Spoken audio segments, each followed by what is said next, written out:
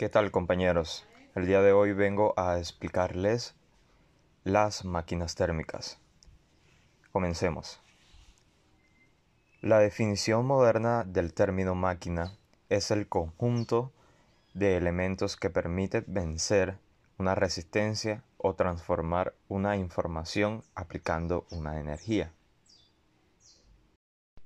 Una máquina térmica es un dispositivo que trabaja de forma cíclica o de forma continua.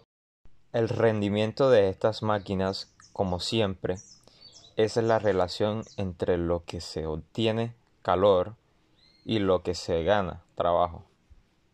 Continua para producir trabajo mientras se le da y se dé calor, aprovechando las expansiones de un gas que sufre transformaciones de presión, volumen y temperatura en el interior de dicha máquina. Veremos el funcionamiento real de algunas máquinas y el ciclo termodinámico que sigue el gas en su interior. Pero para realizar cálculos hacemos unas hipótesis. Comencemos. El gas que evoluciona en el interior de la máquina es ideal. 2. Aunque suele entrar y salir gas de la máquina, se analiza un volumen fijo, como si fuera siempre el mismo gas, el que se calienta, se enfría, recibe o realiza trabajo. Las combustiones se consideran como aportes de calor desde una fuente a temperatura elevada, y la expulsión de gases quemados con la pérdida de calor que eso supone. Se considera enfriar el volumen fijo. Los procesos que sufre el gas son cíclicos y el final de cada ciclo coincide con el estado inicial del gas.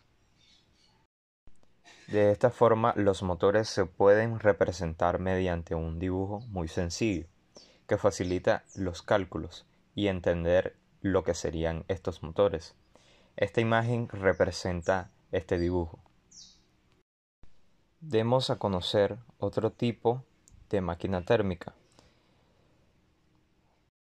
Este segundo tipo de máquina térmica se basa en dar trabajo para conseguir extraer calor de un recinto que está a baja temperatura y expulsarlo en un ambiente de mayor temperatura. Un ejemplo de estos son los frigoríficos, que conocemos bien en la cocina de casa, y las bombas de calor. En ambos casos, su representación simplificada es la del dibujo que mostró ahora mismo en pantalla. Luego de esta breve explicación, les daré a conocer el ciclo de Carnot. Este ciclo fue ideado por el francés Sadi Carnot en 1824 para analizar el elevado rendimiento de las locomotoras británicas. El llamado motor de Carnot trabaja cuando le damos una cantidad de calor desde una fuente a alta temperatura y le eliminamos un calor hacia otra fuente a baja temperatura, produciendo un trabajo, y el rendimiento viene definido como en todo proceso cíclico, ya explicado anteriormente. Existen varias unidades de potencia con definiciones basadas en la tradición. Entre ellas están los caballos de potencia, como cuando decimos que un coche tiene 300 CV, donde CV significa caballo de vapor.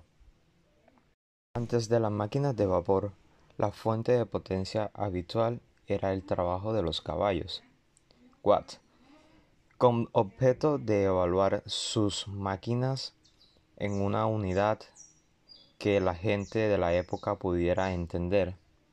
Midió la potencia de un caballo. Sus resultados mostraban que un caballo sano y fuerte, trabajando continuamente, podría levantar un objeto de 75 kilogramos, que pesa alrededor de 750 newtons. a una velocidad del orden de 1 metro por segundo. Pero aunque conserva el nombre, la unidad actual, caballo de potencia, tiene un valor dado por definición y no por un experimento.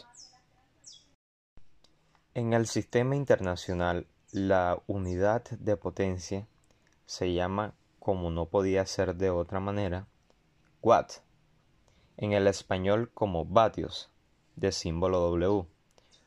Un vatio se define como un joules de energía por segundo, o en símbolos, un watt es igual a un joule sobre segundo.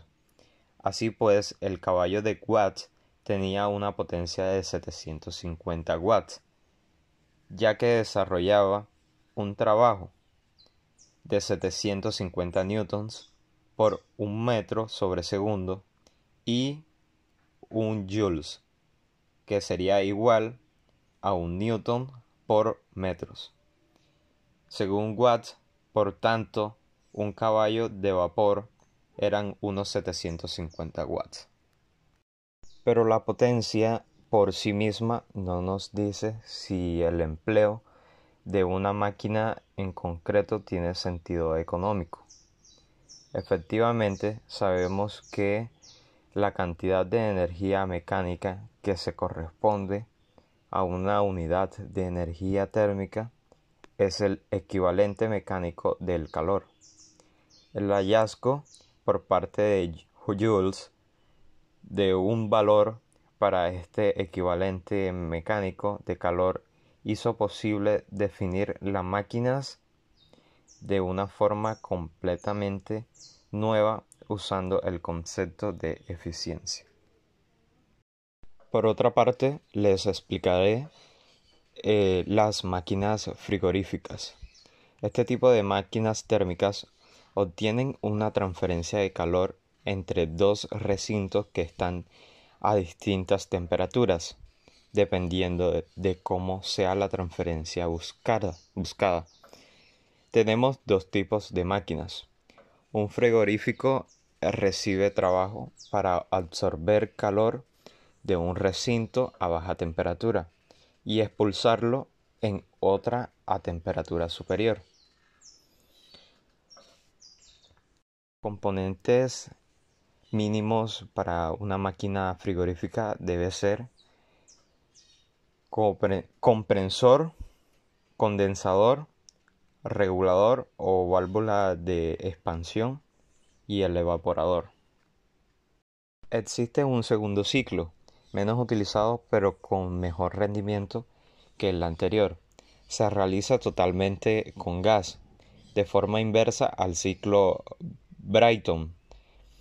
Es la refrigeración por comprensión, que consiste en comprimir adiabáticamente un gas y hacerlo pasar por un condensador en el que libera calor a presión constante. Se retira el gas mediante una válvula de expansión y a continuación el gas se expande en un evaporador absorbiendo calor.